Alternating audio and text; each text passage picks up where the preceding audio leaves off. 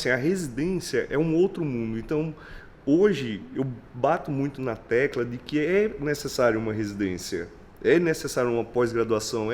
A gente sai muito cru da faculdade, porque na faculdade são 6 anos, porém a gente vê tudo, todas as matérias. E na residência que a gente vai realmente especializar. Então, esse assunto da residência é algo delicado, mas que realmente molda o profissional. Fala pessoal, estamos iniciando parte 2 aqui da visita do Dr. Saulo. Dr. Saulo II, como é que você está? Muito bem, obrigado pelo convite, Thiago. Impressionado, não paro de falar, né? Como eu fiquei impressionado com o seu espaço. Eu imaginei que era grande quando a gente sai para andar de carro, achei que era grande, mas não tanto, não tinha noção da dimensão ainda. Pois é, a gente vai conversar sobre a história do Dr. Saulo. Ele é ortopedista, um ortopedista bem especializado. E também estamos aqui com a Joyce. Olá. Joyce é a nossa estudante de medicina, né? Isso. Como é que tá a Joyce? Tá no qual período? 4º período. No comecinho ainda, né? Sim, mas é uma médica promissora aí, com certeza. A gente vai puxar a Joyce aí, né? Vamos dar umas puxadas de conhecimento. Não, brincadeira. Ele já puxou aqui, né, pra filmar. Porque eu falei, não, eu vou ficar ali só assistindo. Ele, vem, Joyce. Pois é. E estamos aqui também com a doutora Isabela. Oi, pessoal, tudo bem com vocês? Quem foi que estimulou você, doutora Isabela, a falar, né? Joyce, eu era pior que você, tá? Fui bem treinada. É treinamento militar. Ele brigava comigo quando eu não postava, tipo assim, uma semana sem postar, chegava assim, mas assim, onde é que você quer chegar? Você não vai chegar em canto nenhum. Tá exagerando. Eu já acho que você fala bem, Joyce. Eu acho que você é bem articulado, você fala bem. Nossa, que bom, então. Com certeza. A Joyce já acompanha alguns procedimentos comigo, né, como estudante, lógico, mas ela já acompanha alguns procedimentos de infiltração, até mesmo cirurgia, treinando a fechar a pele, enfim. Boa. Isso É legal, muito com importante. supervisão, né? Eu acho que ter esse contato, né? Tá ali colocando a mão, até para ver o dia a dia, né? E entrando na sua especialidade, doutor Saulo, ortopedia. Vamos entrar assim, lá no começo da faculdade, né? Teve algum momento que você começou a pensar na ortopedia? Por que você começou a pensar na ortopedia? Isso é muito interessante, porque meu pai é radiologista, minha irmã é radiologista, então eu entrei na faculdade, eu ia ser radiologista, eu não tinha outra opção. Porém, quando eu comecei, né, eu entrei no internato, que eu vi as cadeiras cirúrgicas, que eu comecei a pagar ginecologia, obstetrícia, bases técnicas cirúrgicas, eu falei, não, Corte e costura é comigo. eu tenho que fazer algo com prática, porque a radiologia é muito interessante, né, ver todas as patologias, porém eu precisava de algo mais prático. Colocar a mão mesmo. Exato. Na ortopedia eu consegui me identificar porque era muito...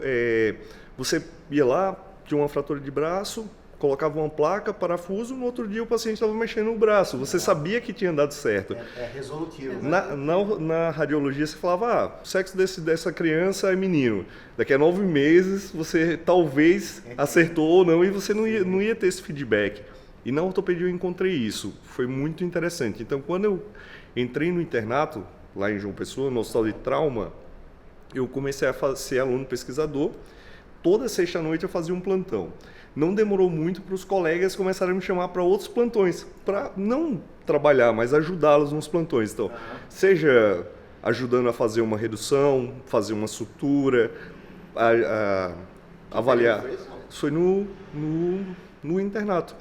Assim que eu entrei no internato, no 8º período que eu entrei no internato, eu dava plantão em Cajazeiras, Patos, na região ali do interior eu conheci tudo. Então isso foi essencial. Legal. Você ajudando, sei lá, um médico chegava para você, Saulo, vamos me acompanhar num plantão para você aprender e você, poxa, vamos lá. E ajudava mesmo, colocava a mão na massa, ajudava a reduzir, ajudava a fazer radiografia de controle. Então isso foi muito interessante para mim. E quando eu tive a oportunidade de fazer o estágio, que eles falam, um estágio optativo, que você pode rodar até, acho que 25% do seu internato fora, eu vim para São Paulo. E daí tem um lugar que chama externato, já escutou essa expressão? Não, externato. Não tinha escutado. Aí você veio para cá. Eu tive a oportunidade de vir para cá, acompanhei o Dr. Flávio no servidor municipal, em que eu vi uma outra ortopedia, né? Então eu saí dos plantões e comecei a ver parte de consultório, cirurgias eletivas. Eu comecei a ver que existia uma subespecialidade na ortopedia. Não era só a ortopedia de fratura, trauma, redução, não. Existia realmente a parte da ortopedia, não era apenas traumatologia. Sim. Então eu me identifiquei muito em poder ter um consultório, ter cirurgias eletivas, não precisar viver de plantão. Então isso daí para mim abriu assim, completamente a mente em ser subespecialista. Então a partir daí eu decidi, eu não vou ser um ortopedista generalista, eu vou fazer uma subespecialidade. Dentre as subespecialidades da ortopedia, eu me identificava muito com coluna, por ser algo muito desafiador. Então todo mundo tinha medo de coluna. Uhum. Eu falei, não, pelo contrário, esse que eu quero. Já que é o mais desafiador, já que ninguém quer colocar a mão, eu quero fazer o que é mais difícil. E eu então me identifiquei muito com a parte de coluna, por ser cirurgias delicadas, ser próximo à medula, tumor, fratura. Então, a cirurgia de coluna realmente me encantou. E dentro da coluna, o que mais me encantou assim era um paciente chegava hoje com a dor, falava assim, doutor, arranca meu braço que eu não aguento mais essa dor. E muitas vezes a gente faz uma cirurgia de coluna, uma CIF, né, uma artrodese de coluna na cervical, e você retira a hérnia e o paciente fala, nossa, tirou com a mão.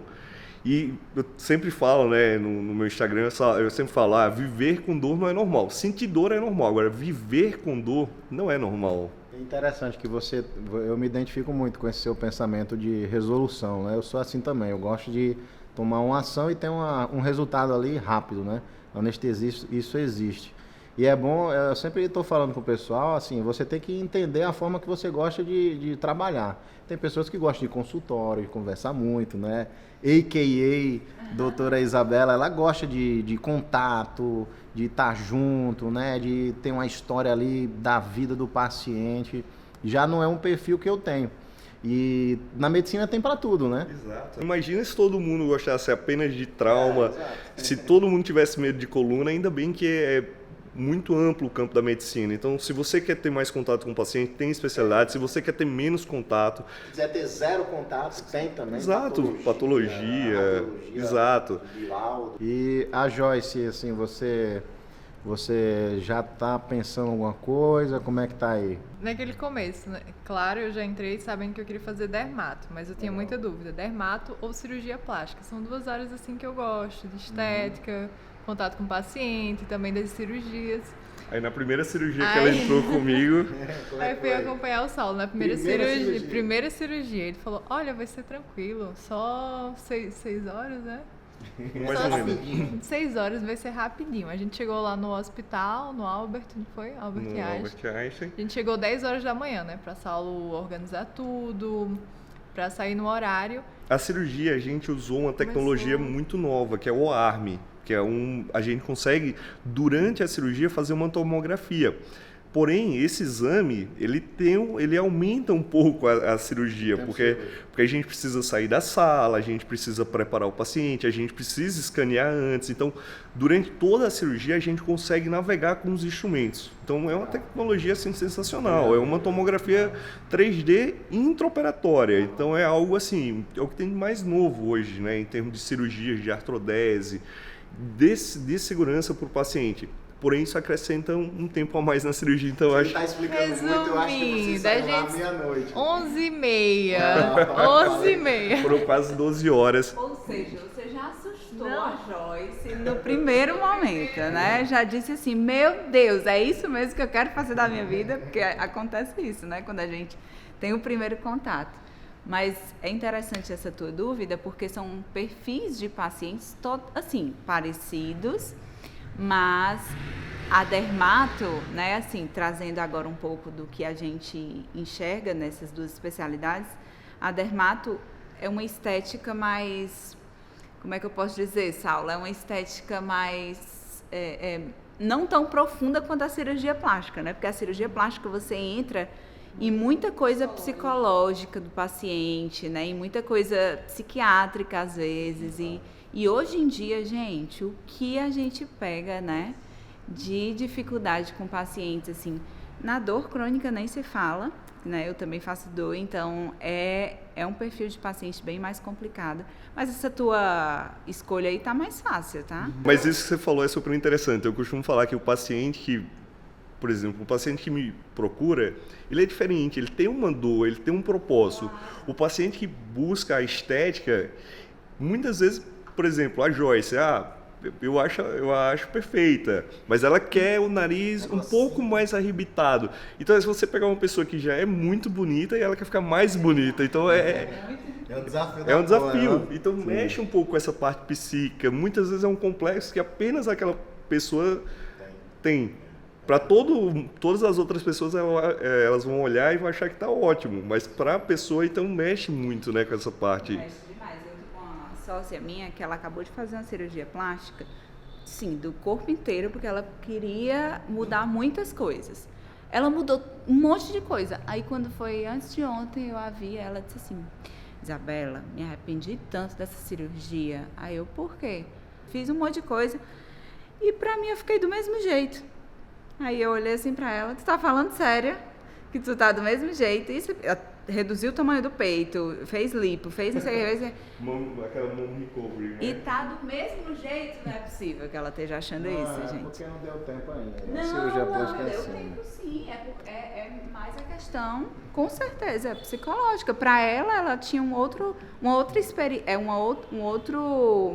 ela queria chegar em outro ponto, né? Que ela não chegou e aí as expectativas não foram atendidas. Mas se fosse para trazer, eu sempre falo isso para o pessoal que vem me perguntar, Joyce.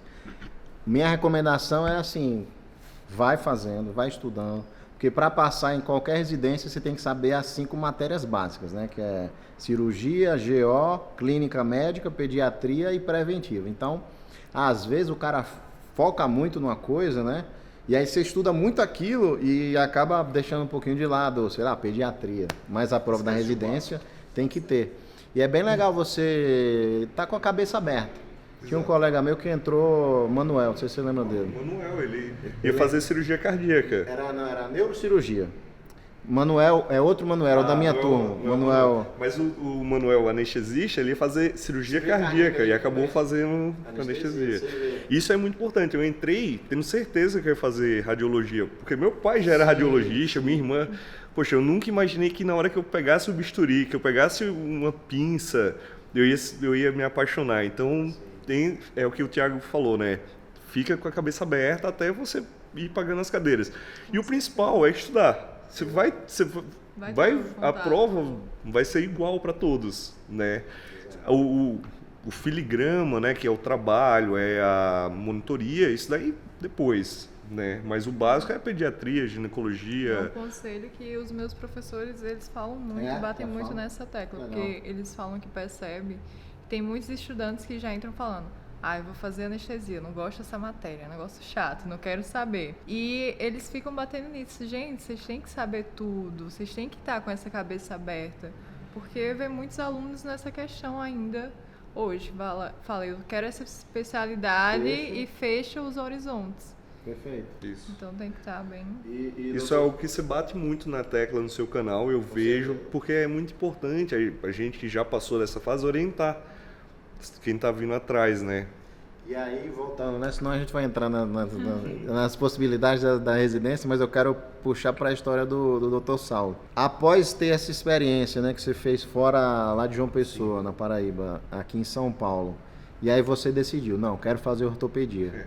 Como é que foi a sua escolha dos locais, né, das residências? Você pesquisou? Como é que foi? Isso é bem interessante e eu acho que na vida a gente tem que ter um objetivo e colocar aquele objetivo. Por mais alto que seja, coloque esse objetivo e faz o possível para você atingir esse objetivo. Então, o que aconteceu? Quando eu vim para São Paulo, minha irmã tinha feito residência em São Paulo, meu pai tinha feito residência no Rio. Então eu falei: tem que fazer residência no São Paulo ou Rio. Eu coloquei isso na cabeça. Quando eu comecei a fazer os estágios, que eu vim para São Paulo, eu realmente vi que os maiores congressos aconteciam aqui.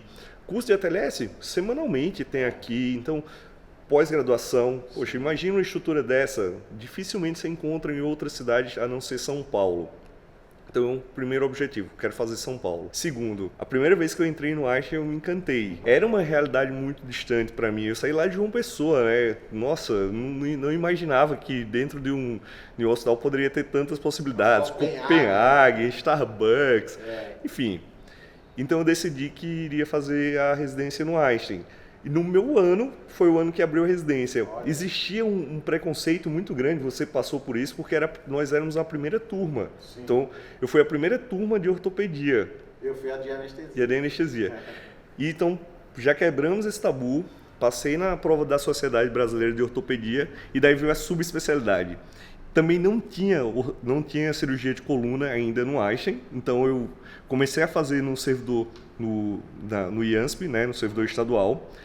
E daí, quando eu comecei, o meu chefe me chamou para começar a residência no Einstein. Olha que foi incrível, assim. Primeira turma também. Primeira turma também. Então, hoje a gente já está na 6ª turma de coluna, reconhecida pela Sociedade Americana de Coluna. Então, é uma residência muito forte. Não, no Einstein. Eu fui o primeiro residente, depois veio o Yuri, veio o Bruno e assim sucessivamente. Eu comecei no IANSP. Eu terminei a residência de ortopedia e não tinha coluna no Einstein. Eu tive que começar no IANSP. E transferiu para o Einstein? Não, aí transferi, não, abri a residência. Ah, entendi. Aí eu parei a residência no IANSP e fui para o Einstein abrir a residência. Começar uma residência. Agora imagina o desafio na minha época, meu pai falando, não, vai para um lugar que já está consolidado. Mas lembra do objetivo que eu falei no início? Uhum. Você tem que ter um objetivo grande. Então eu sempre pensei, um dia eu vou ser plantonista aqui, um dia eu vou conseguir trabalhar aqui. Foquei e quando surgiu a oportunidade de abrir a residência, eu não pensei 2 vezes. Por mais que as outras pessoas falassem, não, mas vai ser uma residência nova, pode ser que não dê certo, eu acreditava muito. Eu falei, não tem como, um hospital desse tamanho não dá certo. Fiz a residência de coluna, comecei a trabalhar na Segunda Opinião, comecei a atender e cuidar, comecei a atender no Vila Santa Catarina, que a gente fez um projeto muito grande de tumor de coluna, virei plantonista do Einstein, então assim, fiquei longos 5 anos lá, trabalhando. Você está contando aqui em 5 minutos, né? Isso, mas isso foi uma história longa. Existe também essa questão aí de você ter paciência para ganhar o seu espaço, isso. Né? Então foram longos, bons anos de muito trabalho, óbvio, muita resiliência. Hoje essa palavra nunca fez tanto sentido na minha vida, resiliência. Olhando para trás, é o que você falou, eu contei em 5 minutos uma história de 5 anos, mas foi muita resiliência, muitos altos e baixos, mas no final deu certo. Hoje eu tenho meu consultório, opero no Einstein, opero no Vila Nova Star, toda a rede DO, nos principais hospitais de São Paulo e graças a Deus deu certo. Que bom, meu amigo. Eu fico muito feliz. O Saulo é meu conterrâneo, né? Então eu fico feliz demais com o seu sucesso. E falar, às vezes, por exemplo, a Joyce pode olhar, né, e falar assim, caramba, é muito longe, né? E às vezes a gente compara a página do nosso livro com a página 300 do quem está do nosso lado. E é assim, cada um tem a sua história e também a gente tem que ter essa noção, né? Que existem momentos diferentes ali. Às vezes o cara está 10 anos na sua frente. E você vai ter 10 anos de evolução, né? O quanto você pode evoluir em 10 anos. E entrando na parte da residência da ortopedia, doutor Saulo, como é a residência de ortopedia? A gente sabe que é uma residência bem militarizada, né? Esse é um assunto bem delicado e todo mundo falou para mim, residência de ortopedia é muito difícil. Só cortando, ele fala que foi a fase mais difícil da... Foi puxado? Foi. Ele fala assim, que tem um Saulo antes da residência e um Saulo depois. Porque... Quais as diferenças? Isso é verdade. A gente não tem muita noção. Todo mundo fala que é difícil, mas você não tem a real noção até começar. Quando você precisa chegar 4h30 da manhã e quando você sai mais após a meia-noite. Eu chegava em casa e eu pensava, peraí, eu posso dormir, eu posso comer, eu posso tomar... Então assim, você tem que escolher um ou outro. Ou você come, ou você dorme, ou você toma banho. Você escolheu o quê? Eu geralmente escolhia dormir. Eu vou ser bem sincero, né? Eu escolheria dormir também. E quando a gente tinha um pós-plantão, quando a gente tinha alguma folga, você tinha que estudar, porque é muito assunto. Então assim, a residência é um outro mundo. Então... Hoje, eu bato muito na tecla de que é necessário uma residência. é necessário uma pós-graduação. A gente sai muito cru da faculdade, porque na faculdade são 6 anos, porém a gente vê tudo, todas as matérias. E na residência que a gente vai realmente especializar. Então, esse assunto da residência é algo delicado, mas que realmente molda o profissional. Então, foi uma fase difícil, mas hoje, como eu olhando para trás, foi necessário. Foi necessário acordar cedo, foi necessário sair tarde, foi necessário aprender a ter responsabilidade com o paciente. É uma outra vida que você está cuidando, que você está aprendendo a cuidar. Então, a residência, apesar de difícil, foi essencial. Transforma a vida, né? Eu acho que a residência você imerge ali num universo e respira aquilo. Você vive aquilo, a sua vida é a residência.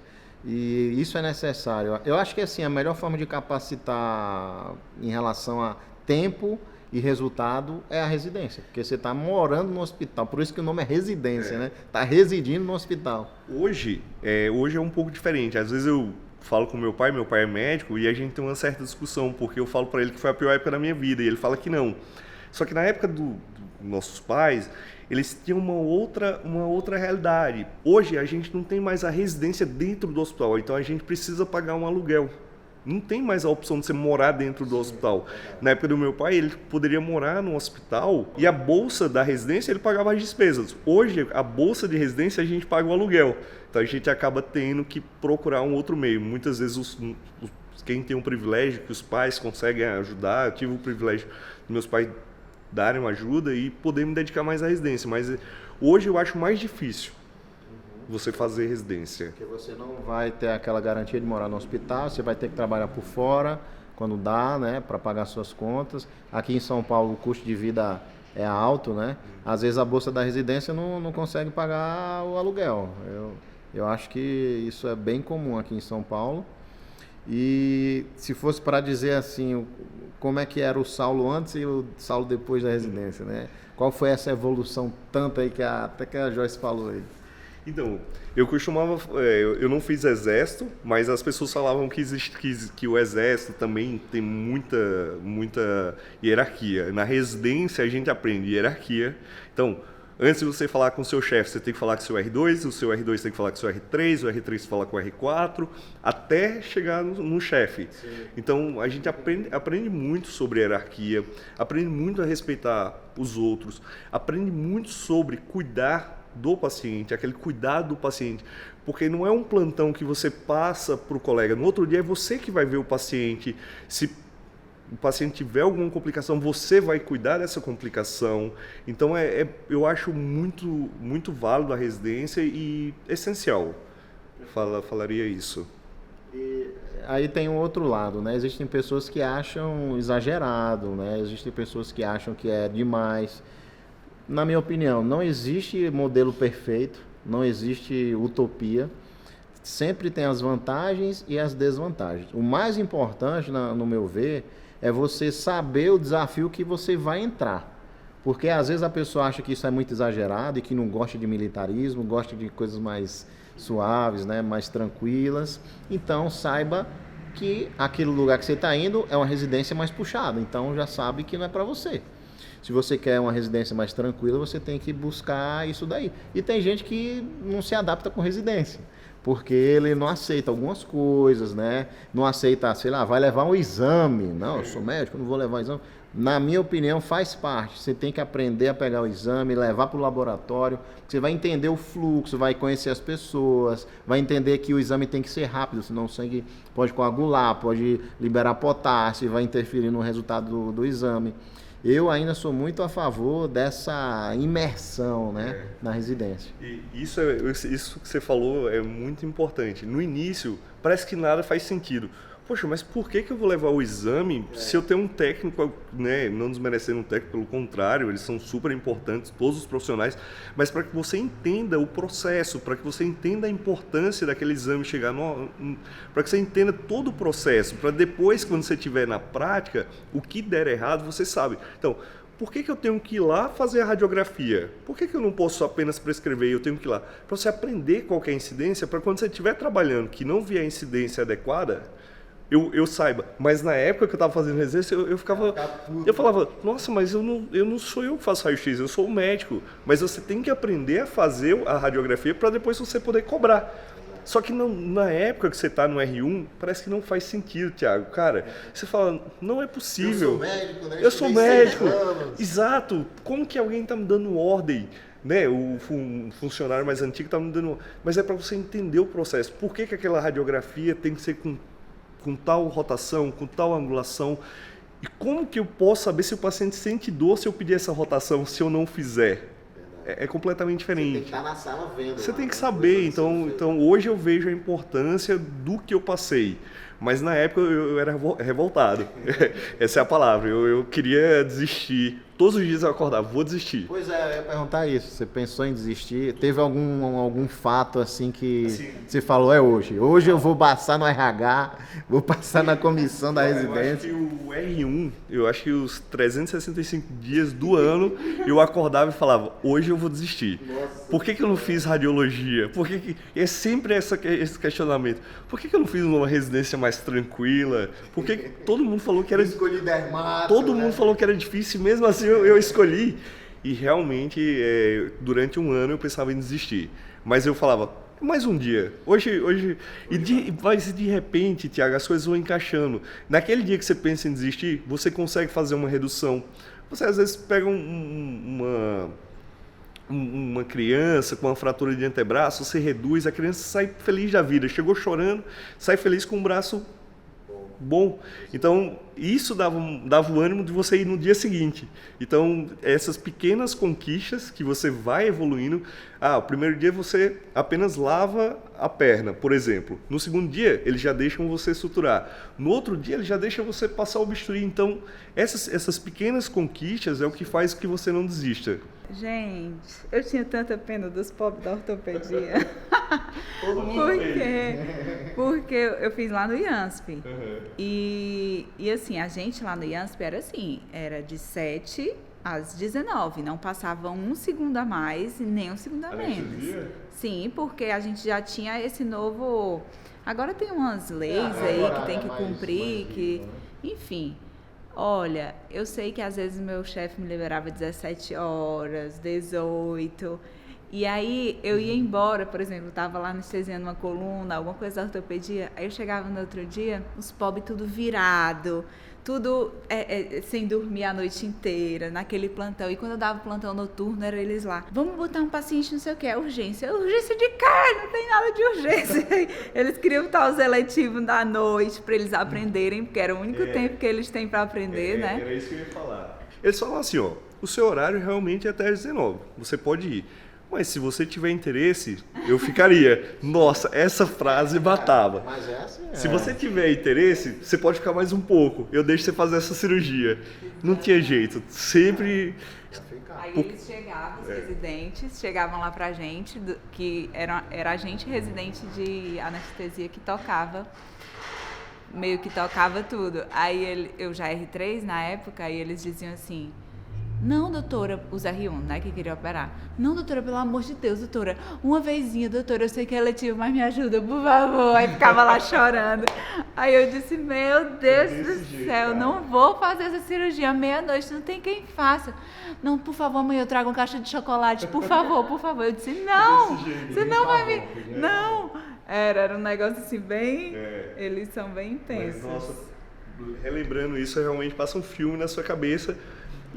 Quantas vezes não valeu a pena eu ter ficado? Porque foi naquele dia que ele deixou eu fazer uma infiltração em uma coluna. Com certeza, o chefe que vê o residente, o cara ficou, bicho, eu vou ajudar. Aí ele deixa você fazer. Quando eu via um residente R- meu, quando eu era chefe lá, quando eu via que o cara estava interessado, você fica muito feliz, você reconhece. Isso aí com certeza. Isso é